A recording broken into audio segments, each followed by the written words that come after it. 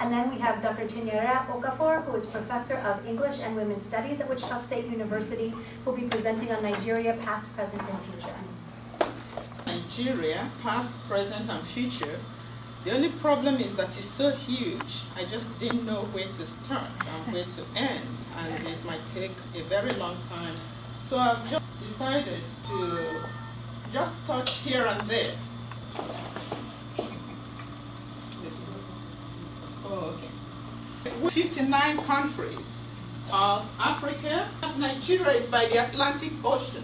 This is Nigeria. The capital of Nigeria is right here at the center, Abuja. This is Lagos, where you have most of the economic activities that go on in Nigeria. I want to go back to the past a little bit.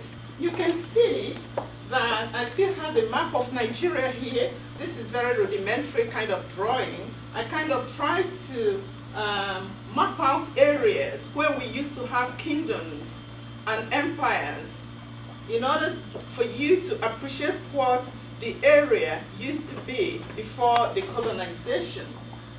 In the past, we had so many nations, empires, micronations, just different formations that suited different people. You will see that while some of them have empires and kingdoms, some just did not. You see, there you had the Borno Empire up there.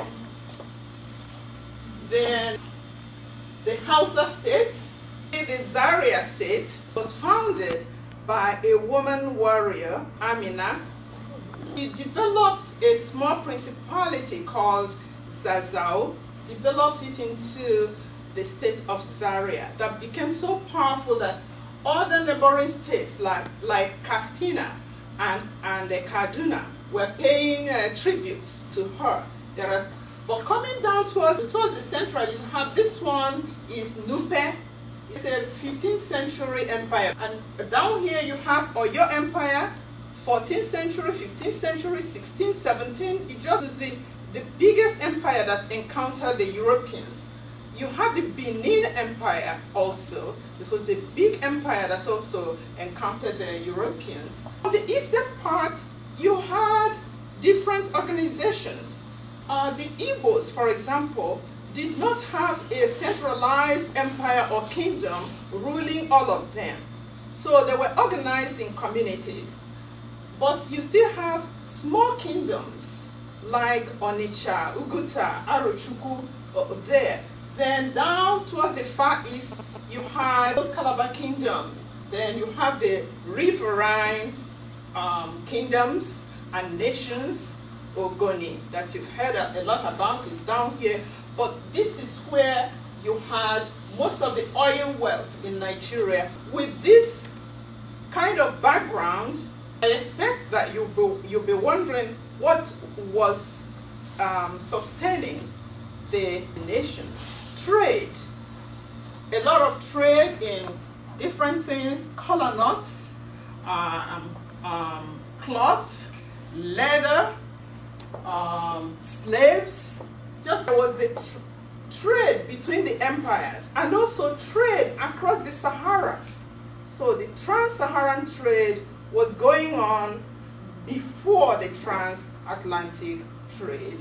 I will not go deeply into the slave trade because I think that most of us know a lot about it. But if there are questions about the slave trade that you will ask me later, you can ask me, and the aftermath of slave trade that is still living with us till today. Let me just quickly move into the problems that the creation of Nigeria is associated with.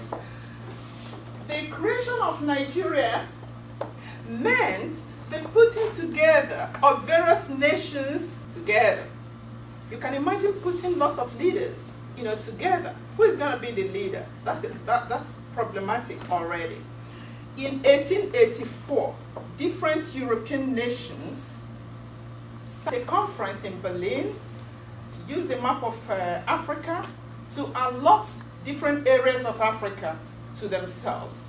United States was also present at that conference, but the United States did not get a share. The creation of Nigeria Some people view it positively, some people view it negatively.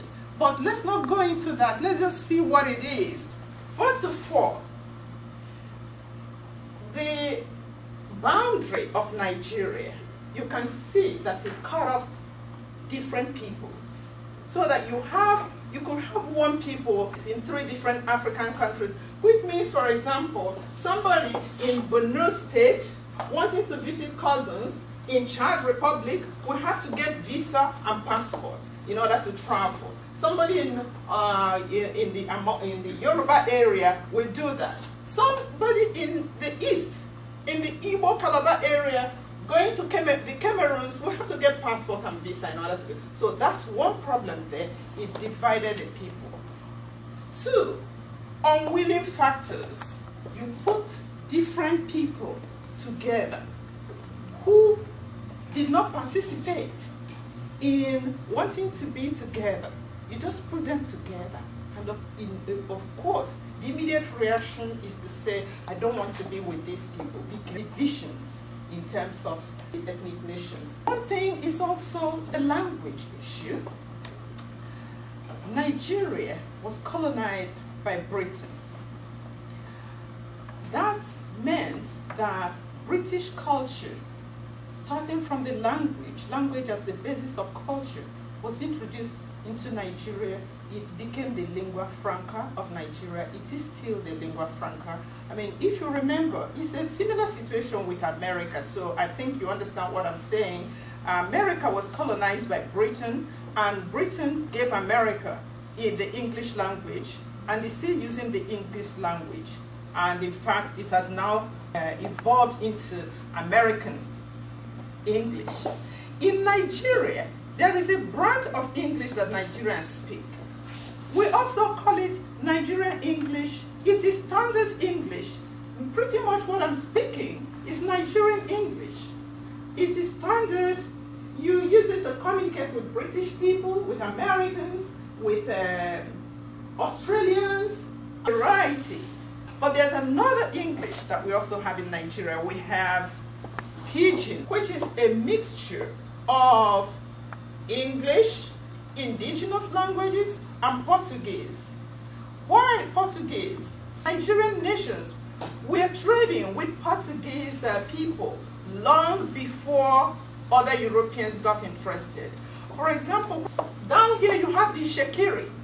Some people here were educated in Portugal in the 16th century and intermarried with Portuguese people. But this influence of that interaction is still there in the present Ishekiri, which is part of Nigeria. And you see, because the trade was going on around here, Portuguese influenced the Pidgin. Pidgin is mostly spoken down in the south, and particularly in the cities, whether northern city or the southern city, you have people speaking varieties of Pidgin. Another thing I want to focus on is the religion.